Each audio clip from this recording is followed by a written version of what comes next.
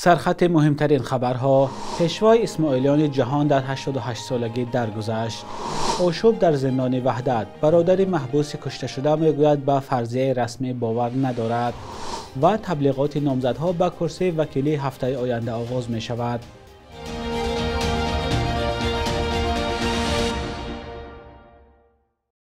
درود بینندگان عزیز، آخرین خبرهای تاجیکستان و جهان را از استودیوی دوشنبگی رادیوی آزادی تقدیمتان میکنیم. امروز 5 فوریه است و ساعت در دوشنبه 10. شاهزاده کریم آقاخان 4 امام 49 اسماعیلیان جهان روز 4 فوریه در 88 سالگی در لیسابون پرتغال درگذشت. آقاخان 4 روز 13 دکمبر سال 1936 در شویتزار در خانواده شاهزاده علی سلمان خان و بانو تاج‌الدوله علی خان به دنیا آمده است. 68 سال بر تخت امامت اسماعیلیان نشسته بود. آقاخان چهارم بارها با سفری رسمی به تاجیکستان آمده. چندی از انشاءات از جمله پل پیوندگری تاجیکستان و افغانستان بر فراز دریای آمو را به استفاده داده است. اکثر ساکنان ولایت مختار کوهستان بدخشان پیروان مذهب اسماعیلی هستند. به عقیده بسیاری از تحلیلگران، سفر و یاری‌های آقاخان به تاجیکستان در دوره جنگ داخلی سالهای 90 و بازسازی بعد جنگ شدت اجتماعی را کاهش داده، موضع گیری سیاسی او به پیشرفت گفت و شنود صلح مساعدت کرده است. شبکه رشد آقاخان که سال 1967 از سوی آقاخان 4 تأسیس شده است، بیش از 30 سال باز در تاجیکستان و کشورهای همسایه‌اش طرح‌های زیاد اقتصادی و اجتماعی و فرهنگی را عملی می‌کند. سهمیه شرکت موبیلیتی سل، بانک سرمایه‌گذاری و قرضی و مهمانخانه سرنا در دوشنبه به آن مربوط دانسته می‌شود. ولی بنیاد آقاخان پس از سرکوب ناراضیان در خارق و روشان در سال 2022 از چند بنای خود در مرکز ولایت مختار کوهستان بدخشان محروم گشت، از جمله لیسه آقاخان، زمین دانشگاه وابسته به شبکه آقاخان و باغ مرکزی فراغتی شهر خارق. پیوندان برخی از محبوسانی که در پی سر زدن ناآرامی در زندان شهر وحدت کشته شدند به فرضیه رسمی باور ندارند. مقامات درباره حادثه که روز 3 فوریه در مؤسسه اصلاحی 3/2 معروف به محبس 6 در شهر وحدت رخ داد، به جز یک خبرنامه رسمی دیگر جزئیات نمی‌دهند.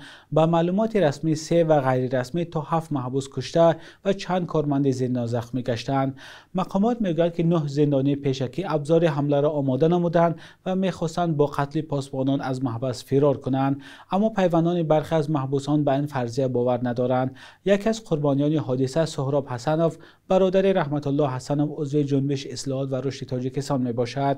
رحمت الله حسنوف در صحبت با تلویزیون نسلش ورمیا یک بخش رادیوی آزادی گفت که نمایندگان مقامات تلاش کردند جسد برادرش را مخفیانه در آرامگاه دهه در ناحیه شمس‌الدین شاهین دفن کنند. آرام قمیدونم که وقتی که میسویگا با می کار شدگی میسویگا جسد یامو دادر مون گرفته بردگیان با همو نویامو با همو شروبات اتو پدرما وقتی که فیرودش کردن ساعت 12 دا اتو قور شکندگی بدهن مردم خلقی که میسویگا در هموجا داریم همسایو یگون آدم پیش اومدنی باندگی نیسته. امی میسویگا با آدمایی که رفتگیان 4 ماشین رفتگیان، یگون انسان پیش رفتنی نبوندن. در ما تو تاخیر کردگیان. مادری که میسویگا مویندر داریم موز یک میسویگا مادرمون باندگی کردگی، امی مویندر مون تو تاخیر کردگی که بدر خونه دا گمش مقصد دیگه دغلانات رفتار کردگیان. به نسبت میسویگا مویندرمون پدرمون اتو روشا گفته ویکنی نبوندگی. پدرمون گفته که مجبور پدری مو خودش یا بیمار بود، مقصد دیگه یگون چنان میکرد روی جوگا خوب بود، همون را گرفته به سری منزل گرفته بردگیان اتو روش ویکاگی نیستم. هم گفته این که میسوگر 3 تیرش دادگیان گفته همی گپا گفته نه که امیرم ولی حنیق گفته نمیتونم چی گفته گه با پدرم، به خاطری که من با پدرم صحبت نکردم. این تا حاضر دامو بالایی که منزلایی که میسوگر گروش کردگیان تا حاضر دام بول منزلا اخره نبوندگیان که اون کس پیش نروا. اتو ما عکسایی که دور میسوگر عکس گرفتگیان امو منطقه من مقصد دیگه که امو اخرانیکای سودگیان بالا قورش داد چینا کیسن نبوندیسن اون کسا پیش براوه. با نظرداشت این همه این عضو جنبش اصلاحات و رشد تاجیکستان میگوید به فرضیه رسمی مقامات درباره مرگ برادرش و چند زندانی دیگر باور ندارد. رحمت الله حسنوف همچنین گفت که یک برادر دیگرش هم در همان زندان شهر وحدت است و بعد آشوب دیگر درباره‌اش یگان معلومات ندارند.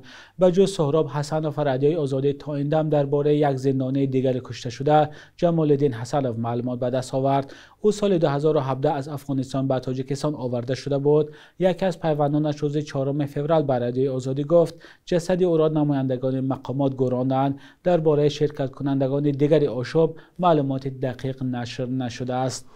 نمایندگان کمیسیون مرکزی انتخابات میگویند که تا روز 9 فوریه ثبت نامزدها برای وکیلی مجلس نمایندگان و مجلس‌های محلی به انجام میرسد.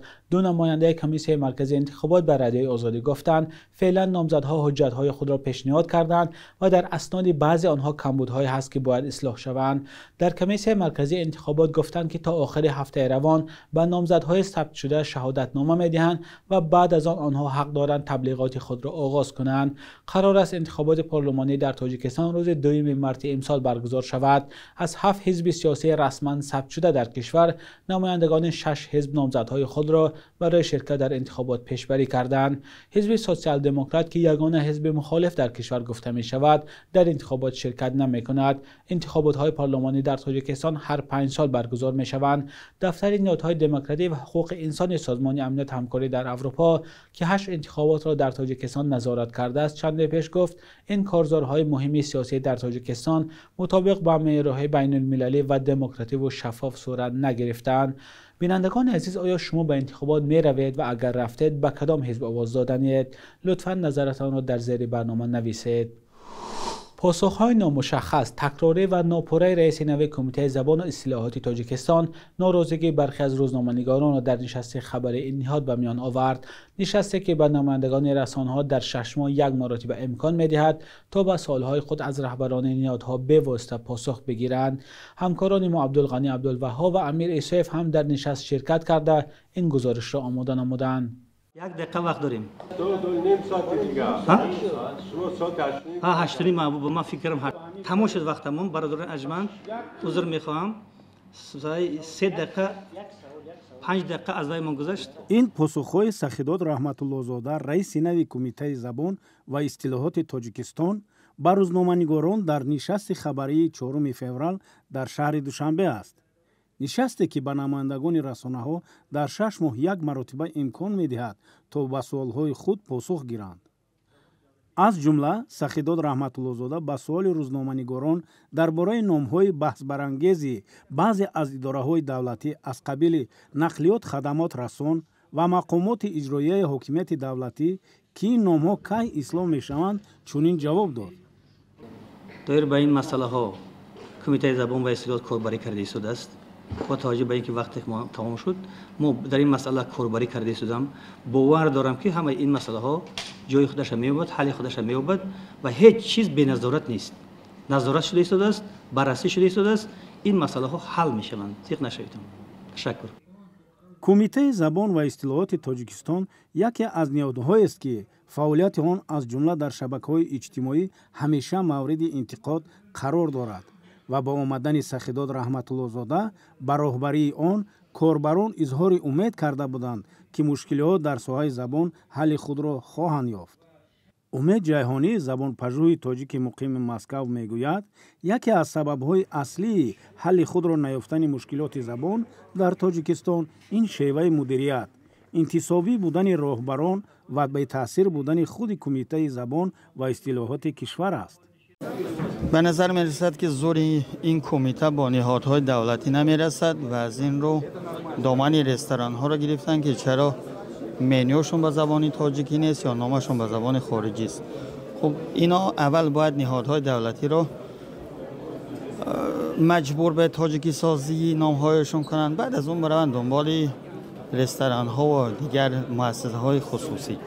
کمیته زبان و اصطلاحات تاجیکستان سال 2009 تأسیس یافته وظیفه آن به تنظیم درآوردن معیارهای زبانی در کشور است. در این مدت چند بار راهبر آن عوض شده است.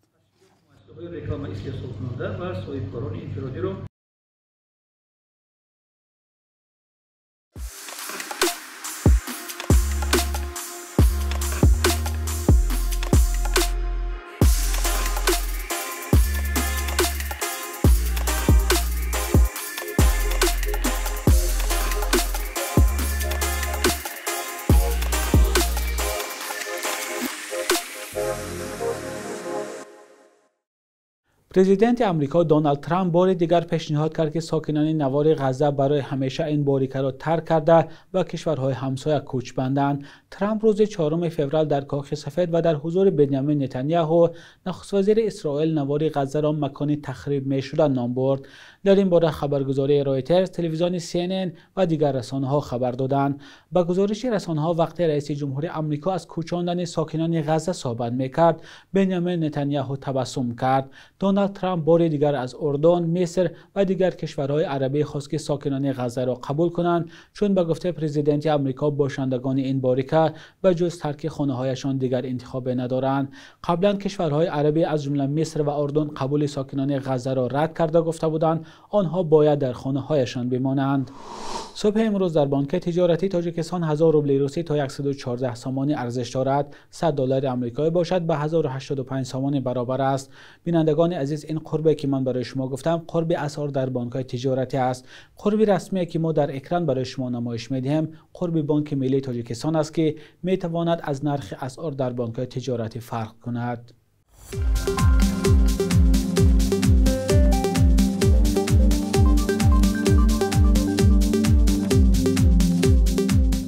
بینندگان عزیز، به پایان برنامه نوید بامداده رسیدیم. خبر و گزارش‌های از این بیشتر را در سامانه رادیوی آزادی با نشان azadi.org مطالعه کنید. روز و روزگارتان خوش.